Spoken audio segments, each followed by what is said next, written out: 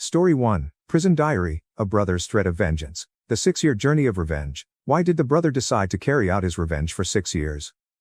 Frank's POV. It's taken 6 years, but I am coming for you, Jason. You and Tracy thought that you would never see me again. You thought wrong. 5 years ago, I'm sure you hear what happened to me. That I went crazy and ended up getting stabbed. Well, guess what, baby brother, it was all part of my plan. You must have been so happy thinking that I was stabbed pretty badly. 'Twas but a scratch. What did you think, I was going 30 years digging a hole in my wall and then crawl through sewerage? No, I just needed to get transferred and then have my gang attack the prison transport and break me out. It was so easy. I just had to be regularly beaten up and hospitalized and then pay off the medical staff so that their report makes it sound worse than it is. It took 5 years, but eventually they realized that moving me to different sections wasn't helping, and so they put in for a transfer. And yesterday I was freed. Don't worry, the officers transporting us didn't even the chance to fight back. Though I must thank Capone. If it wasn't for him, none of this would have been possible. After his death, I got all of his wealth. He had no family, and when he was drunk he may or may not have signed certain documents in front of a lawyer that might have worked for me. And even though the government went after his money and they even uncovered some of his aliases, they never got all of it. And since I invested a sizable chunk of this money into Snake Eyes, one of the leaders fighting to be the big boss of the Reapers. Snake Eyes, called that both because of his dead eyes and because he controls half of the underground gambling. You thought you had made sure that I was kicked out, but instead I have moved up in the world. You may have quit being a cop, and you may be my brother, but none of that means shit to me. I am coming for you. Before the end you will beg me to kill you, but I won't. I want you to watch what happens to your family. And after I grow bored, maybe I will let you go. Just you. A broken man. Will you become a homeless man begging on the street?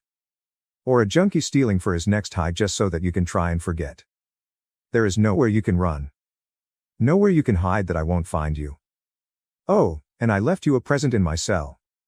It's my diary that I have spent the last 6 years writing in, filling it with plans of what I am going to do to you and your family once I escape. Jason's POV Part 10. The last 5 years since we got married have been wonderful. We had a daughter 2 years ago, and my business has expanded, so I have multiple staff working for me. Everything was perfect. And then a week ago Frank escaped. And he even made a post on social media taunting me. The diary that he was talking about is in evidence. They won't let me near it. All they will tell me about it is that he is one sick bastard. Tracy has had barely any sleep. Our family has been placed in witness protection till they can find Frank. And this Snake Eyes that Frank mentioned, we don't even know if he exists or not, since Frank loves to play mind games. 3 days ago my offices were attacked. It was brutal. All 15 of my staff were present.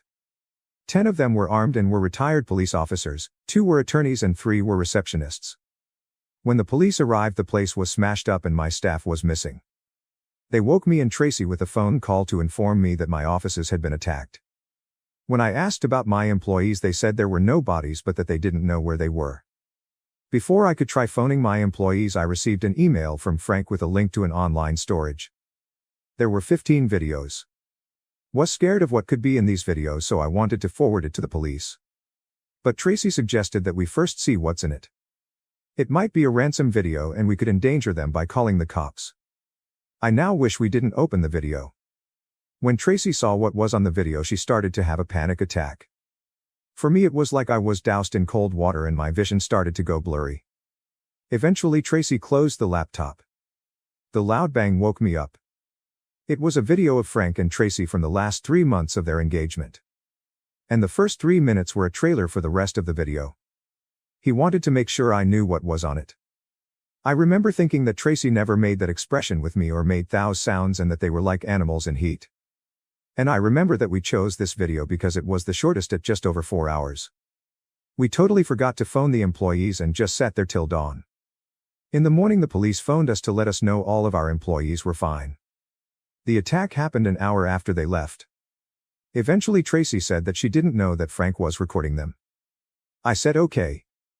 I didn't want to talk about it, but she kept trying to get me to open up to her. So I eventually asked her why she was never like that with me. She told me because that was pure lust, there was no emotion, no love. What we have is love, and that she prefers my slow, gentle lovemaking, and she loves it when we cuddle afterwards. With Frank there was no cuddles or hugs, it was just base lust. This didn't really help me. But I knew that it wasn't her fault. She didn't know Frank had recorded them.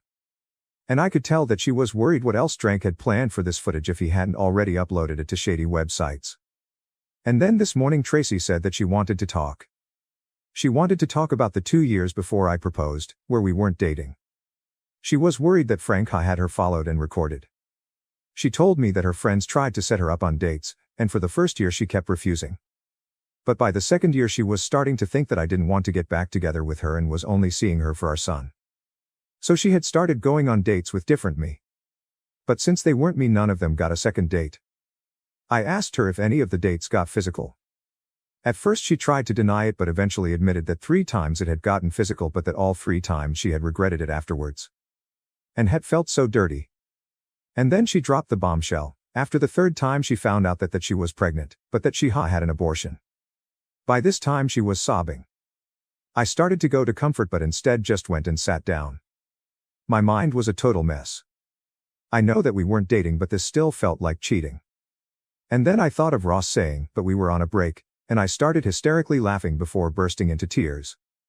And now we are going into witness protection.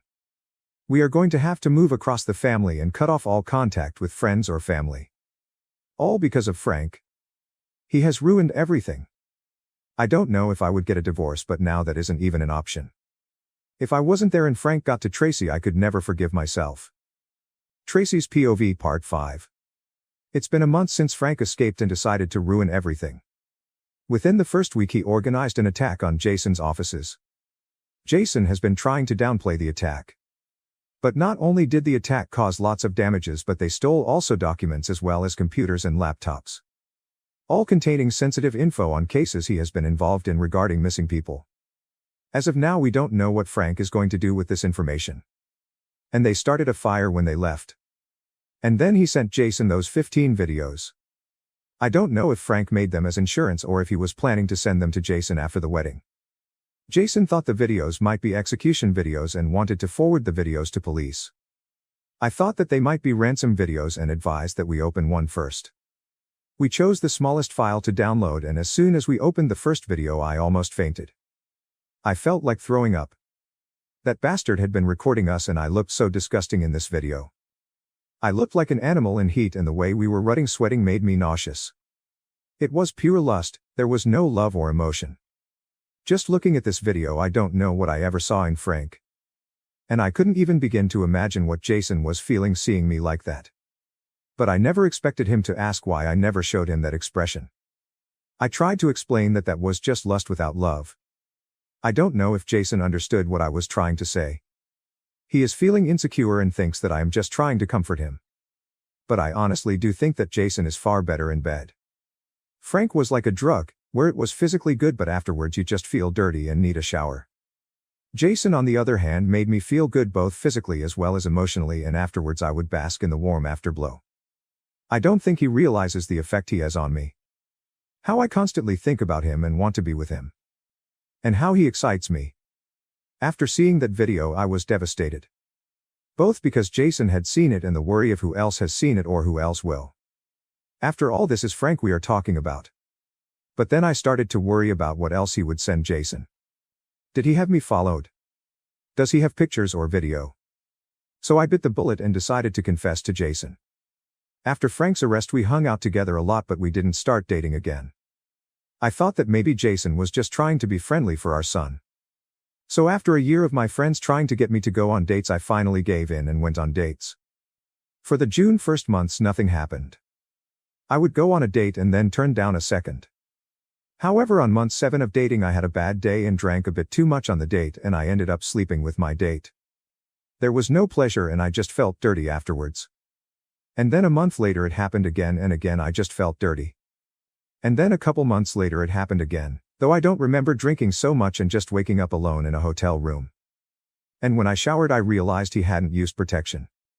I remember a couple of weeks later I was throwing up in the morning, so I took a pregnancy test.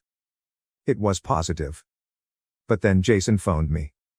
He told me that he had something important to discuss with me over dinner. And then that night he proposed to me and I was so happy. And that night for the first time in a long time I felt loved and I didn't feel dirty afterwards.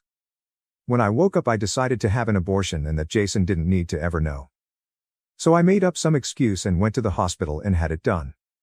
And then I kept this secret. And over the years the guilt has been a heavy weight.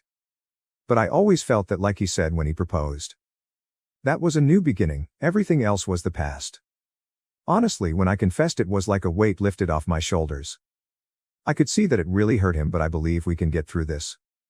But for the last month he has been distant and doesn't want to even touch me. And at times he seems broken. I don't know how to get through to him, but all I can do is be there for him, and when he is ready to talk I will be here. I will not lose him again. I will not let Frank take him from me again. Jason on the Run POV Part 1. It has been a year since Jason escaped and Tracy isn't doing well. She is suffering from depression. And of course Frank is the reason. He uploaded those videos to quite a few adult sites as well as many message boards. Probably a mixture of sadism and just trying to make it harder for us to hide. Tracy has had to dye and cut her hair. It's amazing how much a different hairstyle can change how you look. And in terms of our relationship, we went to counseling and the therapist got us to see things from each other's perspective. For me, I saw that she was scared of messing up what we have, that when we are intimate it is very emotional for her.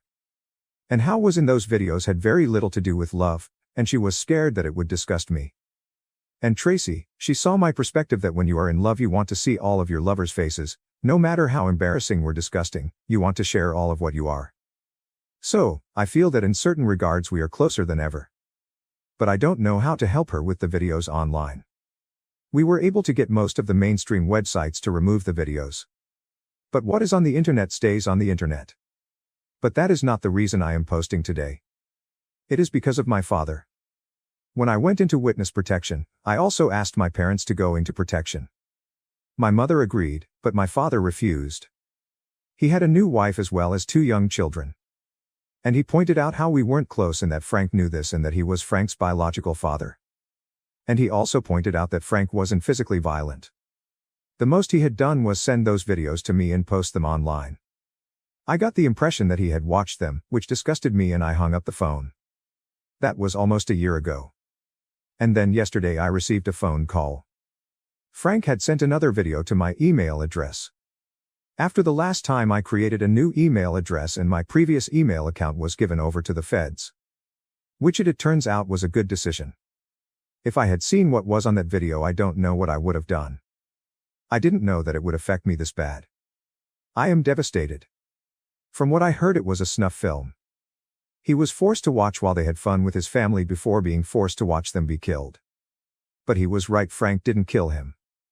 He left him there in the house with what left of his family. They told me he had walked in front of a truck. He didn't make it, he was killed instantly. And until Frank sent the video, he had been the prime suspect. Frank has changed. He has gone full psycho and he is looking for me and my family. I can't let that monster near my family. The manhunt for him has become a high priority, but with the Reapers protecting him, it's going to be very hard to find him. Tracy on the Run POV Part 1. So I just found out my father-in-law and his family are dead. My husband didn't need to know, but I still found out. I have been very depressed since intimate videos of me were leaked online, so he most likely thought that I wouldn't notice how anxious he has become. And I still keep in contact with relatives. I know I am not supposed to, but I don't send them pictures or talk about where we are. This makes me so much more thankful for Jason. If not for Jason, I could have ended up marrying that monster Frank. Just the thought of it can cause me to have a panic attack. Over the last year, the only thing keeping me together is Jason. Frank tried to destroy our marriage, but instead it is now stronger than. With therapy I was able to realize that Frank drew out what I thought was my darker side and I was ashamed of it. And through counseling I have been made to realize that that person in the video is me, and it is unfair to Jason to hide that part of myself from him. He has always shared his all with me. Thanks to that we started to experiment and we went through a honeymoon phase. I had thought that I would feel dirty, but when I look into Jason's eyes all I see is love. It has been a very liberating experience. My only regret is that I never realized this sooner. But because of Frank I now suffer from depression as well as anxiety. When I am at home, especially around Jason, I feel a lot better. But outside I am always feeling like people are looking at me and talking about the video, and sometimes I become terrified Frank may be in the crowd. I have cut and dyed my hair. And when I go out I wear sunglasses and a cap or hoodie. Jason tells me that I look totally different and no one would be able to recognize me. But I am still so afraid. I don't know what we are going to do. If not for Frank, my life would be perfect. Married to the love of my life with 2 beautiful children. But Frank just won't leave us alone. Tracy on the run POV. Part 2. They have Jason. The Reapers took him. Why won't Frank leave us alone? The children are scared. They don't know what's going on and why the police are here. And they keep asking where their dad is. I don't know what to tell them. I can't tell them a monster has him. After the Reapers raided Jason's company, he realized he couldn't own a business. It made it easy for Frank to track us down, so he got a job working for a private security firm. The pay was good and they were a discreet company, which meant less worry about Frank finding us. Or so we thought. Yesterday they grabbed him on his way home from work. They must have been watching him for a while, because they knew the perfect place to hijack him with no witnesses. The car was found in an abandoned lot. I say found, but they set it on fire so that it would be found. The detectives told me it was a message and that he is most likely still alive. The thought of what that monster might be doing to Jason at this moment is killing me. But I can't fall apart, my kids are relying on me. Frank has taken so much from us and the people meant to protect us have done nothing to stop him. But I will not let Frank win and I will get Jason back. I don't know how yet, but I will stop Frank. Jason Jr. POV. Part 1. Sorry, I don't know where else to put this. A couple of months back my whole life turned upside down. My father went missing and my mother won't tell me what's going on.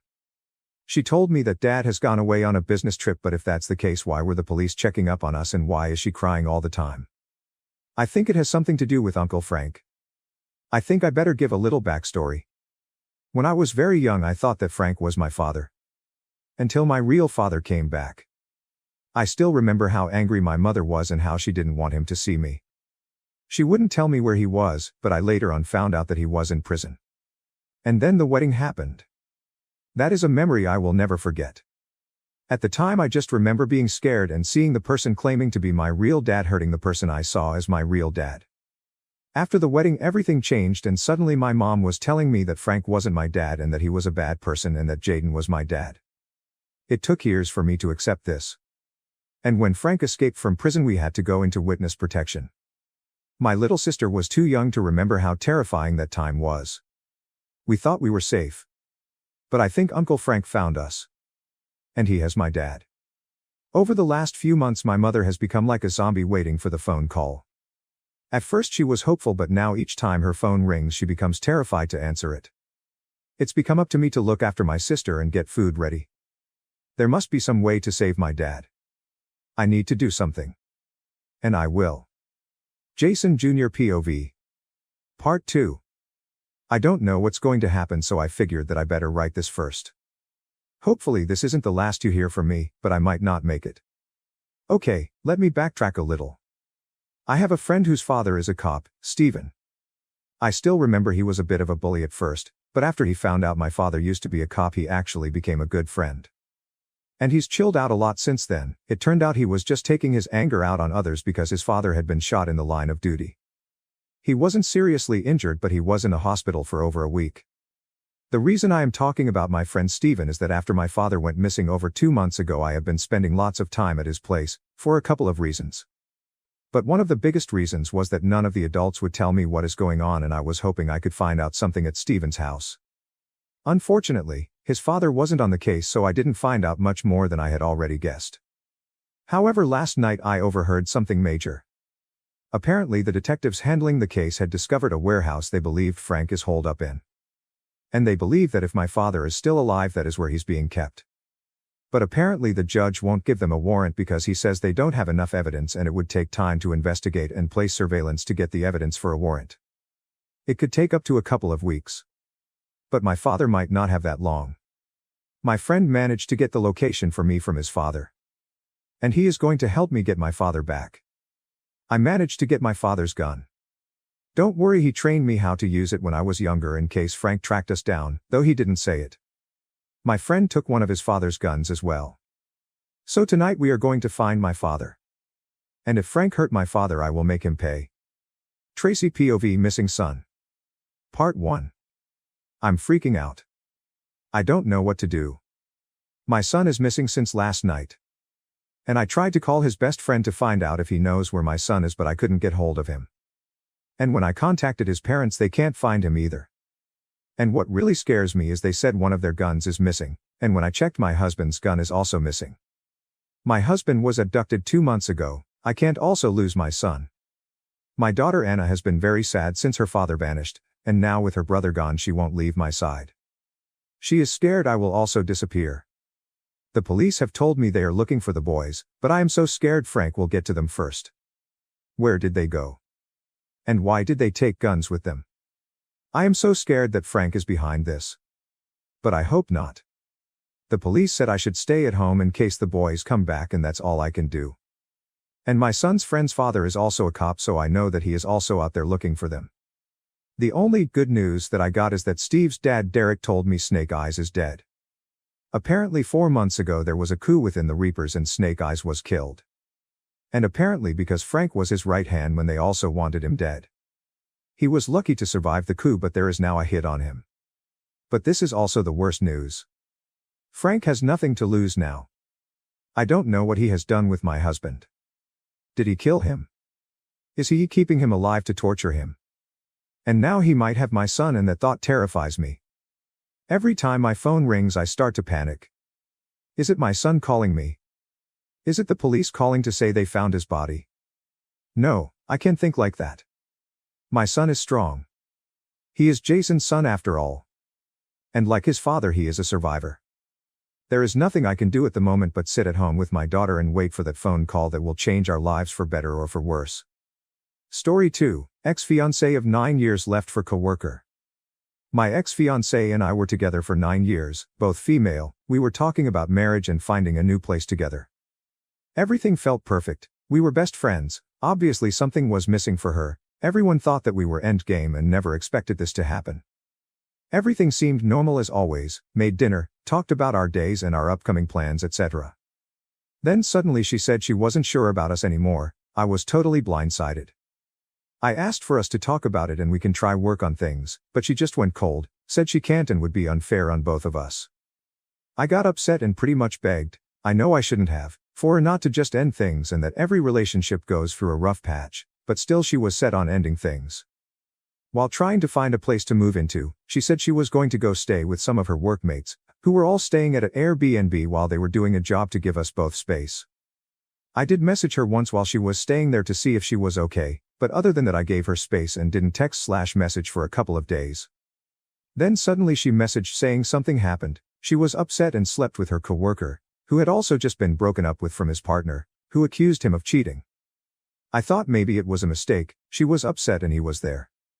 But when she came back home, she only stayed a couple of days before she went and stayed at her coworker's mom's house. Their families know each other. He was staying at another coworker's house with his kid after getting kicked out by his ex, so apparently he wasn't there. She eventually came back home as she couldn't stay there too long. She had a blow-up mattress set up in the spare room. I hadn't found a place yet. This all happened in just under 2 weeks. She then said he was going to drop off a bed for her as she was getting sick of the blow-up mattress and he wasn't using his one. I said that was all good, but I didn't really want to see him or him hang around. He showed up, they took the bed to the room and next thing they're just hanging out for hours. When I had a place confirmed, I asked her one last time if she wanted to try make things work and not just end things. I shouldn't have after she had already disrespected me by having him there and her already sleeping with someone else, and she said no and that she was going to see how things went with him. She tried to convince me that nothing had been going on between them while we were together, which I know is bulls *******. I later found out that they were talking about their relationship problems together, which I was unaware that we had any because she didn't make it known or had communicated about it. A week after I moved out he moved in. A month later they are engaged and trying for a baby. Everyone we know is shocked and did not expect her to do that, especially with him as she said she didn't want kids. I just feel crazy. The week before this we were talking about marriage, saying we loved each other, laughing as normal, looking at furniture and houses together. Now, it's like she became this different person suddenly. And the worst part is, months later, I can't seem to move on and hope they fail and she comes back. Mostly, that they fail. Sorry, I feel like there could be more to explain, but I feel like this is long enough. I really needed a good rant. Story 3. 33 years dad cheating on mom, and now he has 2 kids with his mistress. Writing this as my life is being a complete nightmare that I'm watching from afar. I'm 28, female Asian, and I guess unfortunately in my country a lot of the situation is happening, seeing them in traumas, but for years my mom and me were hoping it would not happen to us. My parents have been married for 33 years. He was her first love, and they got me, a girl, as an only child. My dad has cheated on my mom since I was born, and I discovered him cheating myself when I was 5. Trauma. We then were living in Europe for 10 years where things got better because he didn't have opportunities to cheat, but I remember hearing them fight about his infidelity and me putting a knife to my throat to beg them not to get divorced when I was 8. They went long distance for 3 years when I was a teenager, where I remember my mom calling him at all hours of day and night because she was afraid he was with another woman. When we rejoined again they tried to have a second child, but it didn't work out. He was also cheating with some colleague at work, and I remember going to meet her husband with my mom to break the affair. Between 18 and now, 10 years, I moved abroad to study and work, and every time I go back home, I would discover something he did, we would fight. He even dared saying once to my mom he did that because he felt lonely at home because they didn't have another kid, a son. Oddly enough, it was often me who would find out something. I would leave for my flight, the last words to my dad as I hugged him always, "Be decent, be kind to mom, stop your bullshit." 5 years ago he started an affair with this woman, 8 years older than me, 21 years younger than him. At first we thought she was a prostitute when my mom busted them out of a hotel. Then 2 years back we discovered she was a nurse at his work, that he bought an apartment for her. Once he even went to see her while my mom was at the hospital sick. We went to confront them both. I even dragged her by her hair and punched her. My dad and her swore they would end it.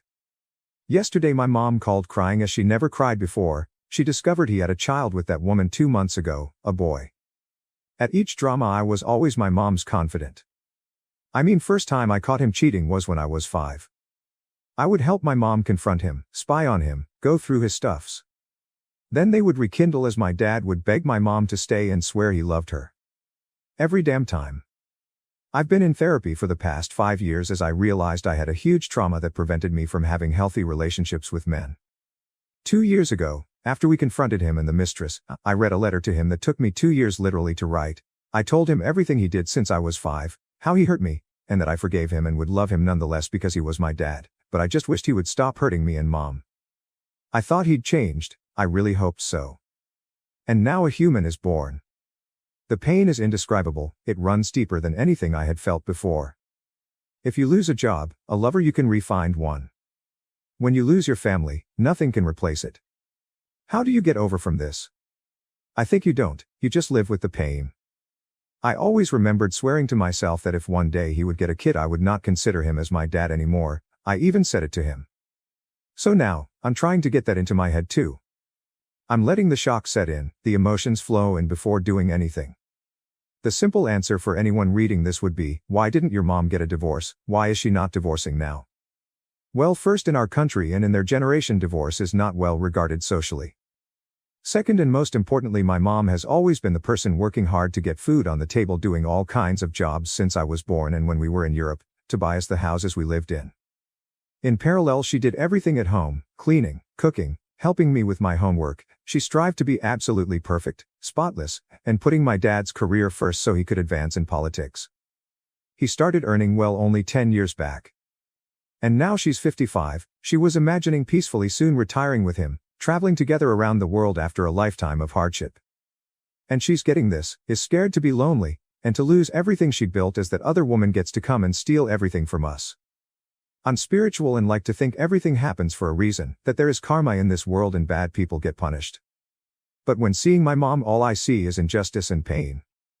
The only thing I feel safe through all of this is myself. I feel my therapy worked as I got engaged to a man who is kind/humble/understanding, and as I set fighting my ego, validating oneself through money, power, status, affairs, constantly proving myself to be good enough because I'm not a boy, everything for my dad, as my goal in life. When speaking to Buddhist monks, they often told me the best way to transform pain from our parents is to do it within ourselves. but my faith, my family, and my poor mom are shattered. Story 3, Stuck, feeling anxious and mentally drained around cheater ex but can't take next steps or move forward. TLDR, found out intimate details of infidelity of my partner of 6 years, now struggling with mental movies, anxiety around ex. She wants to continue the relationship, I don't know if I can. We are still sleeping together, it's been a very intense, good and very bad, 5 to 6 week period sexually for us, after her cheating. I've always been the more dominant one, but she sent me lots of sexual videos and photos, told me all sorts of sexual things, let me do whatever I want with her in bed, but sex feels very, very different and I don't feel myself sexually. She wants to continue the relationship, I don't know if I can, I feel very anxious being around her, knots in my chest, breathing is hard and I have intrusive thoughts about her, but I don't know how to leave after 5 to 6 weeks of more or less being back together, nights together, sharing meals.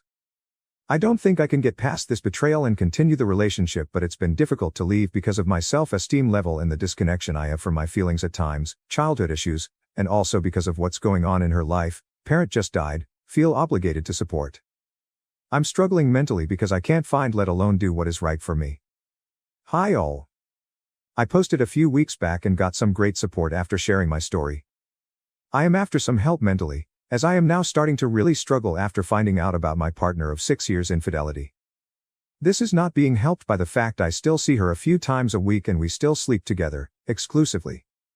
I know with mental health things people may say, start exercising, focus on your career, etc. So I just want to say upfront / without being egotistical, I have a good job that earns a good salary, I own a home, I am very fit / in good shape, lift weights 3x per week, regularly surf, read, journal etc. I hardly drink, socially only, and don't take drugs. I am very particularly about what foods I eat etc. In short, I take care of myself, or try to. I was doing all of these things before this infidelity, and I will continue to do them. I feel I may not be taking care of myself emotionally at the moment though by doing what I am doing. Right, so what happened? About a month ago my partner, F31, and I, M36, took a week apart after a tough 12, 18-month period. We had both engaged in sexting at times, and we needed time to think, reflect, and come back to the relationship with, hopefully, new perspective / patience. We did not speak about being with other people, it was unequivocally not that sort of break. A few days into this space my partner called me and said she slept with someone.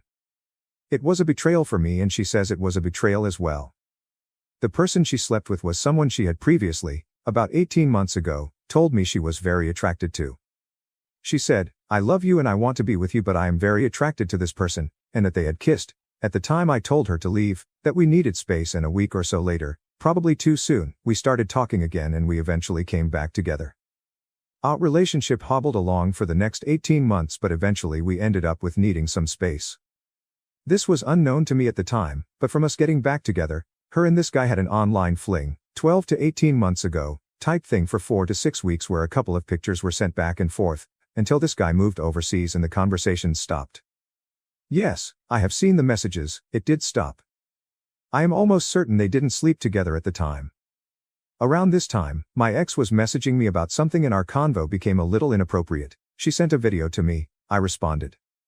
I'm not proud of it, it's wrong, but in hindsight I was reeling after my partner had kissed this guy and told me she was very attracted and that basically she wanted to sleep with him, and we probably should have broken up then or at least had a proper break of 4-6 months.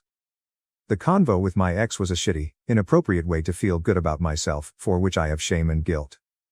In short, our relationship continued but we didn't do the work to repair as a couple either and both ended up in shitty places, doing shitty things to ourselves and each other because we didn't work/heal.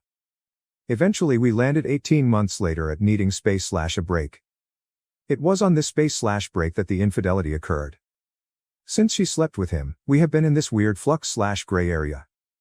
We are broken up, but we are sleeping together, hanging out, sometimes spending nights together, cooking meals together. She has blocked and deleted his number and blocked him off all social media. She's made it clear she wants to continue the relationship. I had a definite push/pull going on in my head when it came to knowing details and her attitude was, I fucked up, I will tell you whatever you need to know. There were days I did want to know, days I didn't want to know, in the end I found out basically everything. When I am with her I will have horrible intrusive mental movies that play at random, I will randomly feel extremely anxious around her, unsettled and dysregulated. I don't know if I can get past this betrayal. She wants to continue the relationship. She has just lost a parent, who was terminally ill for a long time, and I think that has played a part in me feeling obligated to help/stick around. We always had a big sexual connection even after 6 years we slept together regularly. Since we split up/this infidelity, we have been having a lot of sex. At times it's great, but other times I just can't relax or enjoy it. Sex with her now feels very, very different. When we sleep together I feel disconnected sexually. 1 or 2 times I have lost my erection or just come super quick. This has never ever been a problem before. Other times it's great/like it used to be. We've been extremely sexual. I was always the more dominant one, but she's been very submissive, sending me lots of explicit videos and photos, and I feel like this is all just messing with my head more. Some days it just feels way too traumatic or hard to even think about something sexual with her. Some days we're sleeping together or finish sleeping together and I think of her and him and I feel sick to my stomach. All of my friends are saying, you need to stop having sex and talking with her. There is a part of me saying the same thing. Our gray area of together but not together has been going on for 5 to 6 weeks, and she's probably, not without good reason, got the idea that we are going to get back together, but again, I don't know if I can forgive or accept her betrayal. It feels like I am stuck. I know I'm being weak. I know I am being stupid. I know I am hurting myself by not putting my emotional needs first by continuing to sleep with her and be around her constantly, and I know I need to stop talking, but I have no idea how to do this now after this time. Please help. I'm feeling exhausted. I'm not suicidal, but I feel so exhausted and I just want the pain to stop for a while. Thank you. Story 5, Ada for refusing to get rid of the evidence of my ex's infidelity. I, 52M, used to be married to my ex Candy, 52F, and I loved her very much.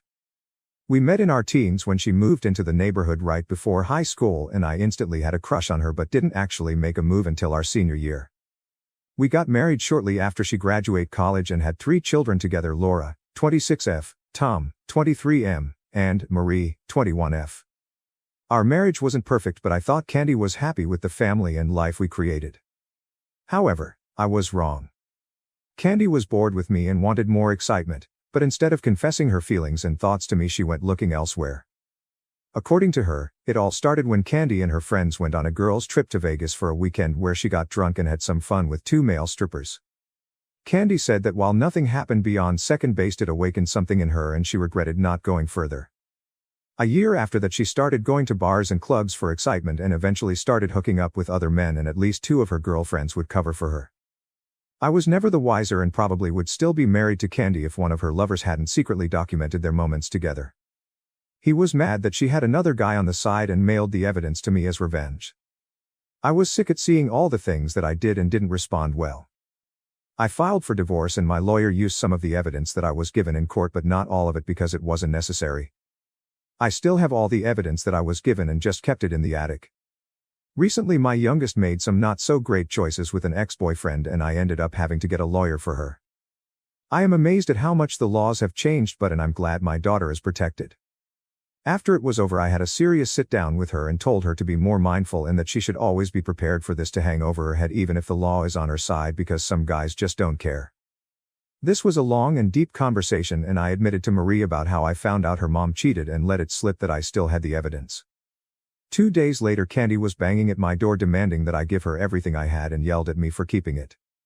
I reminded her that those things were given to me and it was made before the law prohibited it, so as long as I don't upload and share it anywhere, or sell it to anyone, I'm legally in the clear.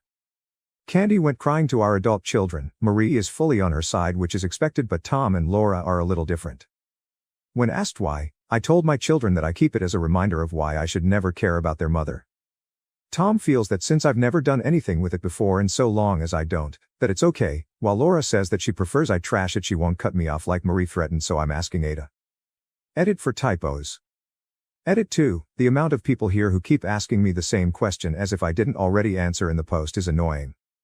You can keep asking me, why do I still have it, but just know that going further I will ignore it. You not liking the answer or not understanding it isn't my problem. I'd also like to thank the people who rightfully pointed it out that I should hang on to it for legal purposes, since it is technically evidence was a good idea, and I have since explained it to my oldest 2 who will pass it along to my ex-wife and my youngest. Also, please stop insulting my youngest daughter or saying that she's just like her mom and deserved what she went through. My ex was recorded doing something she shouldn't with someone she should not have. That was her choice, and what came out from it is on her. Marie never sent anything to her ex. He recorded her when she was with him without her knowing and only told her when she tried to break up with him as a way to keep her in the relationship. Marie is understandably very sensitive to this issue, so I'm giving her space, and I don't believe that she'd actually cut me off. Update, December 14, 2024, 3 months later. I wasn't sure if I was going to do this, but since someone messaged me I thought I'd share. Don't know if I'll give another update after this one though. Long story short, my ex got arrested and my ex is facing charges. For details please continue reading. Context, I had a security to which my children know the security code to, but for unimportant reasons there was a switch in the company, and when I upgraded I was given a new code and security pad to put it in. Also, at the advice of the people installing the new, I moved it to another spot. I told my oldest 2 kids what the new code was in person, as I don't like texting the type of stuff in fear of phone hacking, and since my youngest daughter wasn't talking to me and didn't want to hear from me, she didn't know about the change in codes. Now on the what happened. I left town for a trip I'd scheduled a while back that my youngest daughter was aware of. This trip was going to be about 7 days long, so my neighbors knew to keep their eyes peeled for anything suspicious. 2 days into my trip I get an alert that my house was being broken into. The company calls and I tell them that I did not enter my home and wasn't expecting anyone. My neighbors also called the authorities. I could tell by the security cam that it was my ex-wife and she had someone else there, but I didn't recognize them. The authorities had detained my ex, who insisted that it was all a simple misunderstanding, and I told them over the phone that it wasn't, and I wanted to press charges, and then laughed when the call was over. I laughed a lot. Hard, and to the point where I was in tears and struggling to breathe. There was something about my trashy ex getting punished by the law that felt so liberating to me, but my joy took a pause when I started getting calls from my youngest. Turns out she gave the old security code to her mom with the intent to search my home for the tapes while I was gone and get them. My ex went on a different day than what was planned, don't know why, and that's how everything happened. My daughter asked me not to press charges, but I went forward with it. My daughter was angry with me and we got into an argument where she blamed me for still having the tapes and telling her that I had the tapes. We haven't really spoken since, but my other daughter convinced me to go to therapy, and after a couple of sessions I discovered that one of the reasons why I held on to the tapes was because I never felt as if my ex was punished enough for what she did. She never apologized, never showed remorse, made excuses, and that has always pissed me off, and it's also why I'm refusing to drop the charges. I'm still processing what all this means, but that's how it is right now. Story 6, my GF, 23, cheated, knowing that I suffered from females before and shared my 27, very confidential information. Names changed for confidentiality. I apologize for my grammar in advance. English is not my native language. Before getting to cheating story, I must clarify what I meant by suffered from females. My mother tried to kill me twice, repeatedly hit me with some electric cord, leaving dozens of scars on my back, and emotionally abused me for years. I still didn't recover from this. My older sister groomed, molested, and raped me for 4 years, 7 to 11 years of my age. She stopped when I told my classmate about it, but she didn't face repercussions. And my grandma, with whom I lived for 12 years, 6 of which exclusively with her, because I needed to finish school and college, while my mom and sister moved to a larger city to work there. I rarely spoke to my mom in that time, not that I wanted to. When I was 16, this grandma told me that we need to move to a rented apartment. Because her loan contract was turned into selling one, to a person that dragged her into some scam shenanigans and, despite being experienced accountant in the past, didn't ask for a copy. So, we lost out house, and this grandma is still on their hook, even after 11 years. What about my father? He committed suicide when I was 8, added this part here a bit later. So, I guess this is enough for a single person.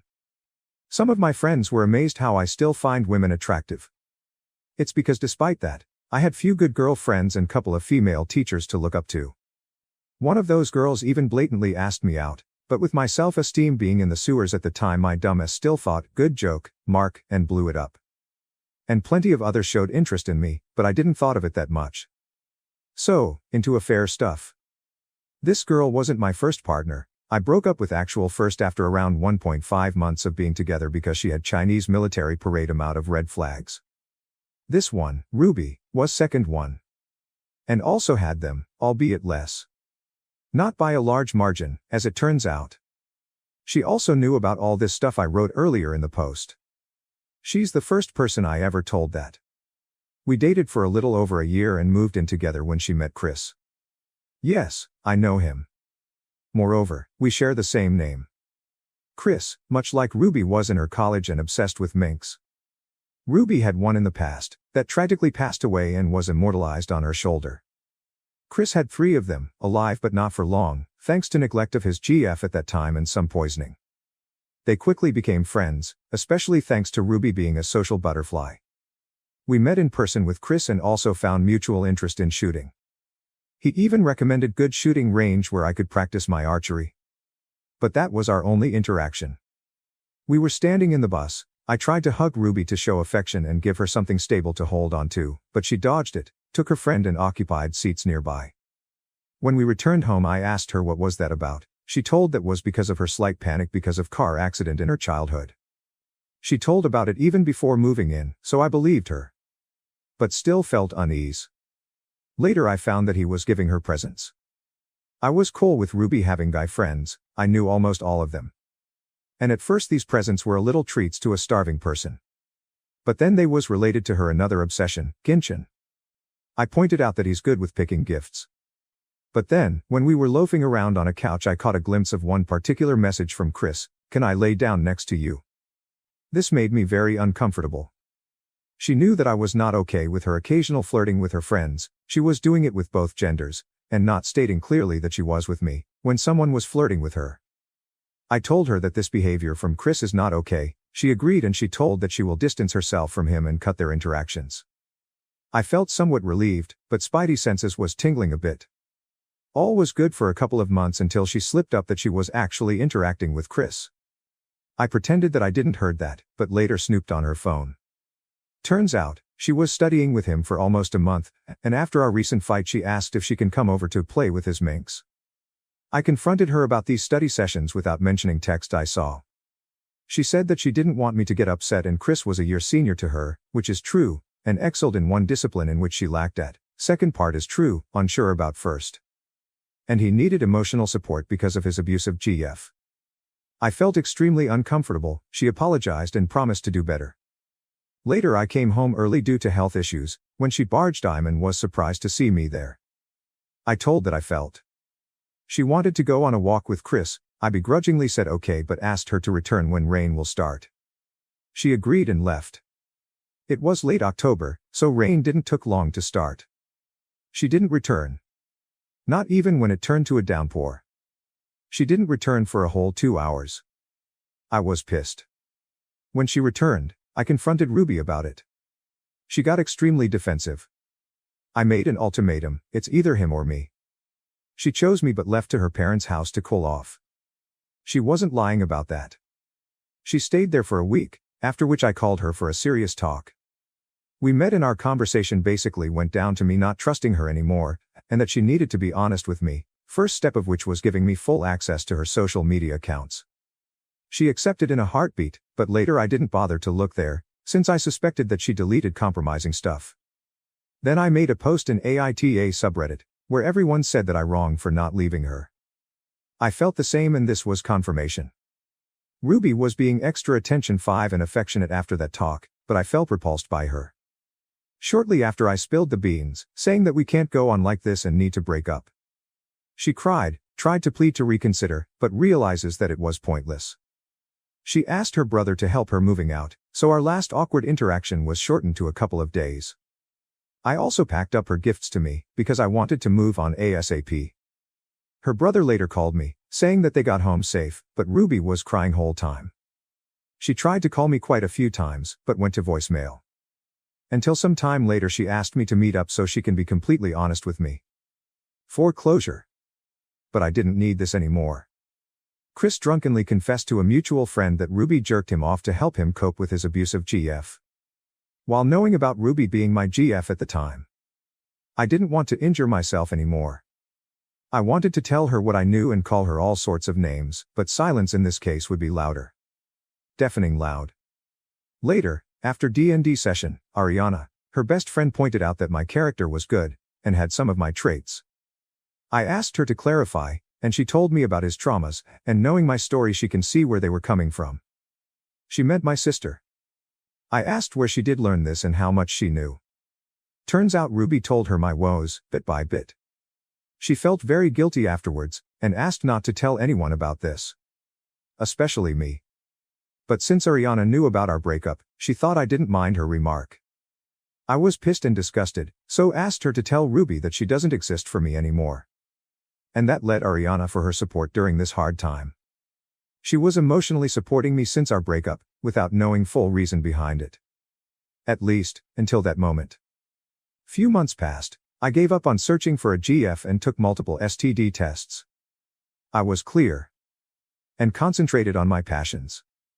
When I was going to Hema Club I met an interesting individual. Let's call her Jess. Jess is Hema nerd, that loved LOTR and Pathfinder. I thought we could connect, due to me being experienced TTRPG player and also loving Pathfinder after I played Alket games. And she would love my Aragorn Strider cosplay. But this redhead firecracker had another idea. Coaches said that I was natural with blades, especially Montanti and Saber, and Jess decided that I'll be her rival. We both were noobs there. Jess came there a month earlier than me. She was pissed that she couldn't beat me neither in duel because of height advantage, albeit not that big, 9 to 10 centimeters difference, nor in DBD. She hated both my jump scare Myers and Pyramid Head. Yeah, she's that one NEA main. Especially because I didn't mind losing, as long as I had fun and scared/pissed her off. And I thought also hated me as person, but I started to see cheeky grins of other club members. One day, our club went out for a drinks to celebrate Founder's birthday, in his house. We had a bit, or not, too much. Especially because Jess challenged me to a drink out, like a freaking dwarf.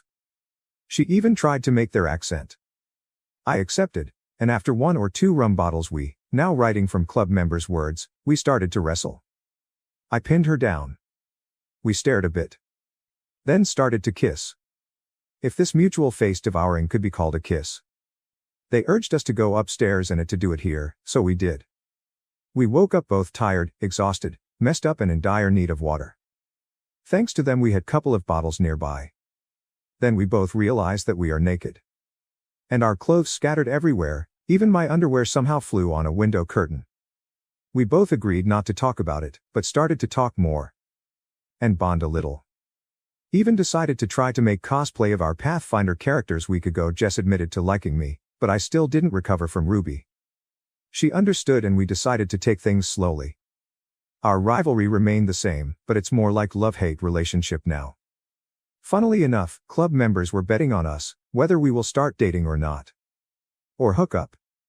Theo, one of these bettors, even took me to bar yesterday, because he wanted to share his prize money. And celebrate us. I'm not sure what he meant by that, but we had a great time. What about Ruby and Chris? They tried dating, not long after our breakup. But she couldn't handle his worsening alcoholism and bills for treating last surviving mink, so she broke up with him shortly after. That's all I know about her. And I'd like to keep it that way. Thank you for watching. If you enjoyed this video, don't forget to give it a like and hit that subscribe button to follow Cheating Love Stories for more amazing videos. Turn on the notification bell so you never miss an update. See you in the next one.